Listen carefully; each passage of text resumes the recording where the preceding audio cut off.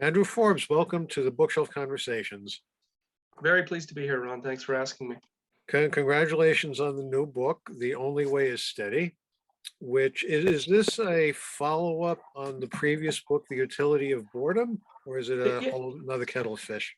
it's a whole nother kettle of fish. It doesn't hurt to have not read the first one. I think that they share a lot of the same DNA, but they're not in any way formally connected. Well, certainly books of essays like this are, they do stand alone. Uh, this last book came out this year, so how long ago did you start? Because it does include a little something about the pandemic. So I'm just wondering when you started this one. Really, this is a collection of a good deal of the baseball writing I've done since the publication of the first book. So 2016, that one came out. So there are bits and pieces of this new one that go back that far. But the project of writing specifically about Ichiro, which about half the book is, probably began in earnest right around the time that he announced his retirement. So what would that have been? That would have been 2018, right? It seems Is like that so right? much longer. Yeah, the time has become extremely immaterial now. Um, but once it became clear that Ichiro's career was winding down, I recognized that I wasn't done. There is one essay in the first book, The Utility of Boredom, about Ichiro, but I recognized that I wasn't done with him. There was still a little bit of heat when I touched that particular pot, so I had to go back to it. Well, let's talk a little bit about that. You're up in Canada. You're in Ontario, correct? That's right. Yep. Uh, First of all, how do you come to your love of the game? We I think we're very chauvinistic in that Americans, United States Americans, because of course Canadians are Americans too, uh, Yep. feel that their baseball, just like the only way is steady, their baseball is the only baseball. And to think about baseball in other countries, of course, baseball is tremendously popular in Japan. But until the Expos came along, and certainly there was minor league baseball in Canada before the Expos. How did you come to your love for the game? Well, let me say first that baseball has been played in Canada just about as long as it's been played in the United States, because the border that we think of now as a very concrete thing has for most of our shared existence been a fairly porous line drawn in the sand. So, especially in Southern Ontario, but really from coast to coast, baseball has been popular and played in Canada since the 19th century. My particular story is like a lot of others, focuses on my dad, who loved baseball, um, who loves baseball, and sports were a big part of our family and of my relationship with my dad. But something about baseball stuck early, and it had to do with watching Blue Jays and Expos games on TV and getting to a couple of games when I was quite young at Olympic Stadium in Montreal and at Exhibition Stadium in Toronto, both of which were horrible baseball facilities, but to a young kid, they seemed otherworldly, right? Coming through the tunnel and seeing that day glow AstroTurf, I can still see that, the way that the whole thing opened up in front of us and the way it looked sort of more real than real. And then once I began reading about, I tore through all of W.P. Kinsella's books about baseball, and then I began reading nonfiction about baseball when I was quite young. I was a big reader. So it just took hold, and I still have room for basketball. I will go to a hockey game, but baseball became and remains far and away my favorite game. So. Now, you mentioned Olympic Stadium. I'm old enough to have attended games at Jerry Park. So if you think Olympic Stadium was bad, uh, well, Jerry Park had character. It had a little bit of character. Yeah. Okay, that's all well and good, but how did you come to focus on Ichiro, who plays Yeah, out on the West Coast? I know. Why Ichiro is a good question, and I think it's just a matter of kind of luck and timing as well as temperament. And 2001 was, it wasn't the most exciting period in the Blue Jays' existence. They were kind of perennially third or fourth place finishers back then. And there was nobody nobody on the scene who really captured my imagination. And in August of 2001, which is to say Ichiro's rookie season, his fantastic rookie season with the Mariners, my wife and I undertook a big road trip, went all the way up to the West Coast and back.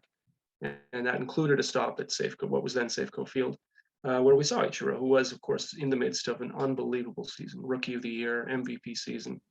And there was such excitement around him in Seattle, in the ballpark, that it was contagious. And I'd seen video of him, obviously, I'd seen him on TV, but seeing him in person, where you really are treated to his myriad eccentricities on the field, the stretching that he does between pitches, even when he's playing right field, the way that he runs, the way that he moved, his absolutely unique batting stance, the way that when he made contact with the ball, he was already several feet up the first base line.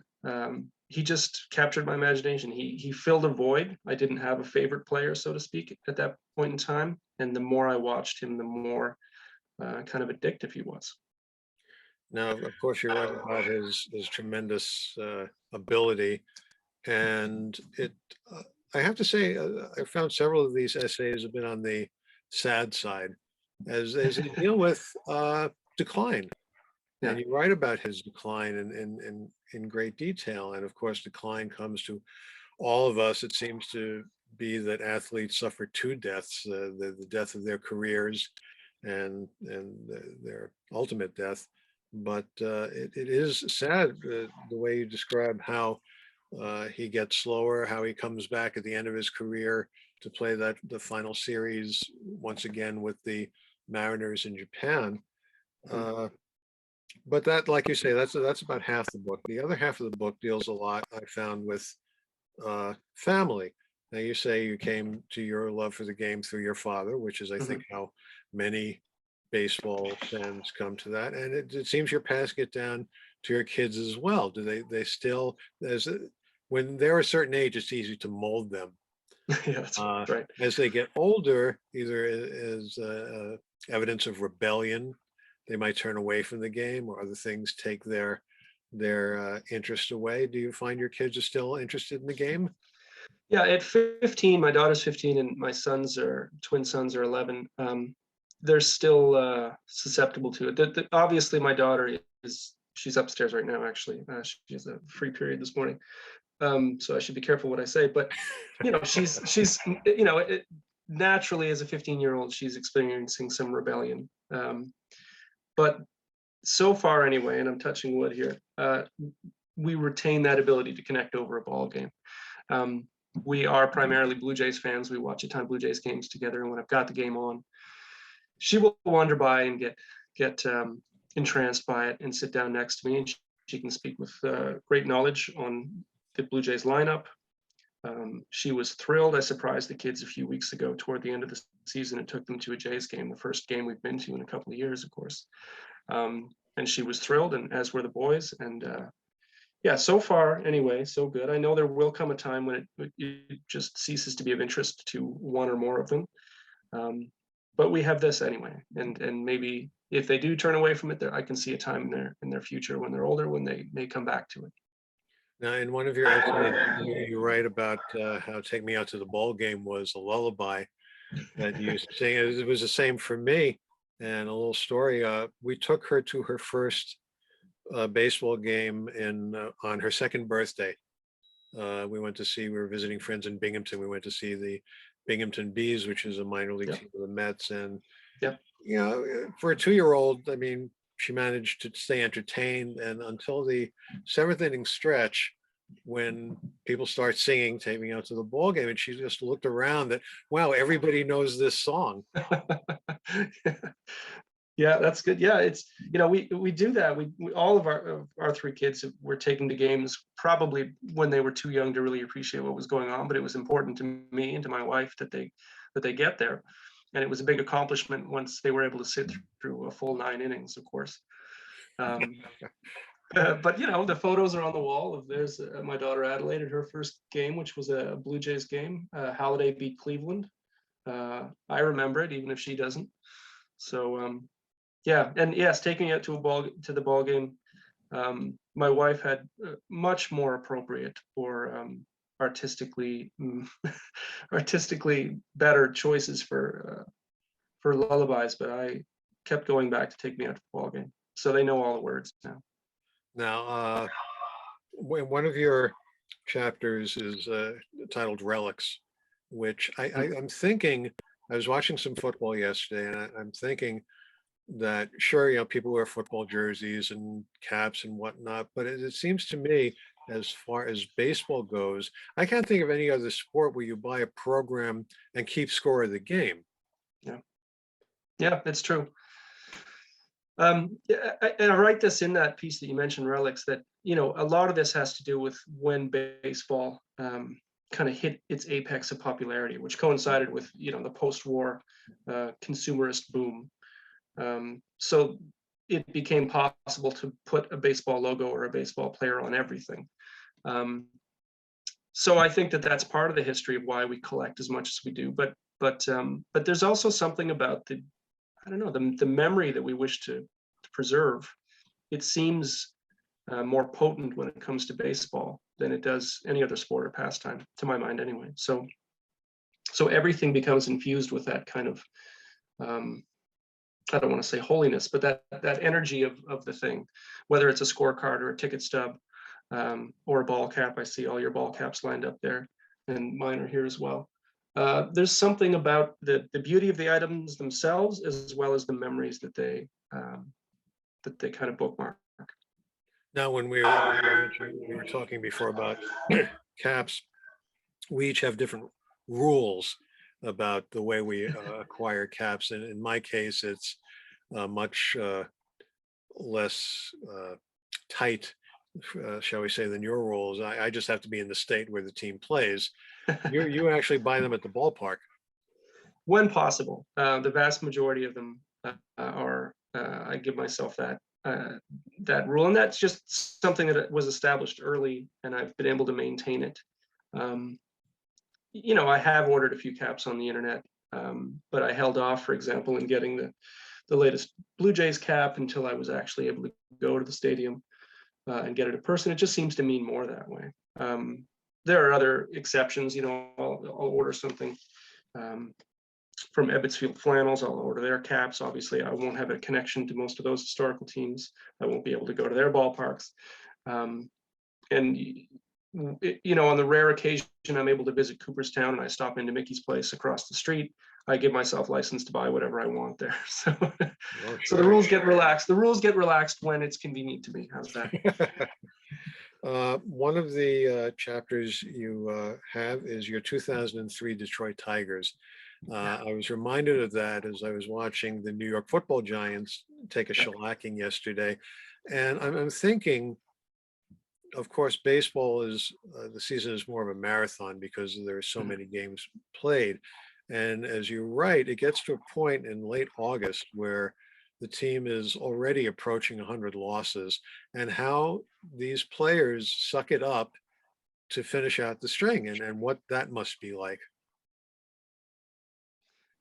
Yeah, from the outside, it's easy to say it must be the greatest job in the world getting paid to show up at the ballpark, right? But you have to think that from the inside, that really does seem like a special brand of hell. To show up day in and day out expecting to be humiliated, or at the very least to lose a game. It really takes a special application of will to do that. And so for the whole month of September, you've already lost 100 games, and you're just adding to that. You're piling up the losses. Your name will forever be connected to this legacy of failure, and yet you keep showing up. What choice do you have, I guess? But I find that as thrilling as the winning seasons are, and as wonderful as it is to share with fellow fans, winning campaigns and runs into the playoffs, there's something, I'm not sure what the word is. I hope I used whatever the word is in that particular essay, but there's something that draws me to those flamboyant exercises in futility that speaks. You spoke earlier about how a lot of the essays in the book do have a bit of a sad tone. Maybe that speaks to some part of my character, but that likes sad songs. But yeah, that there's winning that's just not quite good enough, and then there's spectacular losing. And that is of interest to me, as well as the 92 and 93 World Series, for example. The Blue Jays won. In another one of your essays, you write, I shall not pass this way again. It's the end of the summer. You're right. And that's also sad for any baseball fan. I think more so than other sports, because I find that baseball being played during the summer is a time of relaxation more than being indoors for a hockey game or a basketball game where the action is constant back and forth, back and forth. Football is played outdoors for the most part, but it's not in the most comforting weather, shall we say. And you're right, you get to August and you're turning to September and you see the end of the season in sight, and the days get shorter and the nights get cooler, and you're preparing to get back to sending the kids to school and whatever that entails. And there's so much about, again, to be very, very morbid about it, the life and death cycle. The baseball season is dying, and it'll re-blossom again in the spring. And I don't know, you'll forgive me, I don't know if it's in that chapter where you write about the desire to document things versus experiencing them.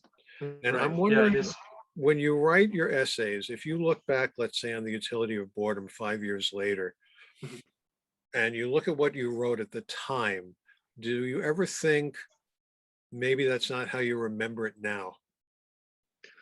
good question. In the writing, the writing usually entails some degree of research or of going back and checking the box scores and things, so that what's captured in the writing tends to become my memory, if that makes sense. So no, the things as recorded in that book, and even in this one, because as I said earlier, some of these go back a few years, they match my memory. They are faithful to what they were trying to capture. And as far as your earlier comment about the season and the end of it and the melancholy it can produce, I think that, as other much better thinkers and writers than me have pointed out, the baseball season matches so perfectly. The opening of spring, the full flower of summer, the dog days, and then as the weather gets cold, it disappears from our lives. If you love hockey or basketball, not only are they played indoors, for example, but by the time their seasons wrap up, you have the consolation of, my God, it's June, Whereas when baseball's done, it's winter, basically, here anyway. So it does provide that kind of mirror to the way that the light comes and goes, and the way that the nature comes and goes, which makes it especially poignant, I think. How did you fill your time that would have normally been devoted to baseball over the last, not this year, but last year? How did you spend your time? Yeah, I watched a lot of YouTube games, which is in one of the essays in the newer book. A lot of old games on YouTube. I did a lot more baseball reading, which I didn't think possible, but somehow I was able to amp that up. I got very interested in Korean baseball. My mornings, I tend to get up early anyway to get to work, to write. So the fact that the games in Korea started 5 or 5:30 in the morning my time meant that I found a stream and I was able to watch a number of those. And then the season, they eventually came back, and it wasn't the same, and it was strange, but it was something anyway. It was something to watch. So, I'd say I coped as best as any of us did. It didn't feel like enough, but what choice did I have? Better than nothing. Better than nothing, exactly. Yeah, I'm and like curious, did the Blue Jays incorporate or employ the cardboard cutouts for fans last year? They did in Buffalo. They had them, and they had a number of sort of notable fans who are usually at the Rogers Center. They had cutouts of them in their corresponding seats at the ballpark in Buffalo. Home plate lady is a woman with season's tickets right behind the plate in Toronto. They transposed her. Geddy Lee, the singer of the band Rush, who's usually behind the plate in Toronto, they had one of him. So yeah, they did. And I think the most valuable thing about that is it'll be easy to pick out if you're watching a video clip in the future, something that happened in 2020, because the fans aren't moving. But they're making noise. That was That's the right. bizarre Yeah, part. canned noise. Yeah. One of the things you wrote about in the chapter where you write about the games of the week being available, uh, the Mark Fidrich game versus the New York Yankees. I Yeah. remember that game. I was in Montreal at the time. I had a day off from I was working at a summer camp up there, and Yeah. I had the day off, so I was watching that game. I still remember that. Uh, so, do we have to wait another 5 years for your next collection of baseball essays to come out?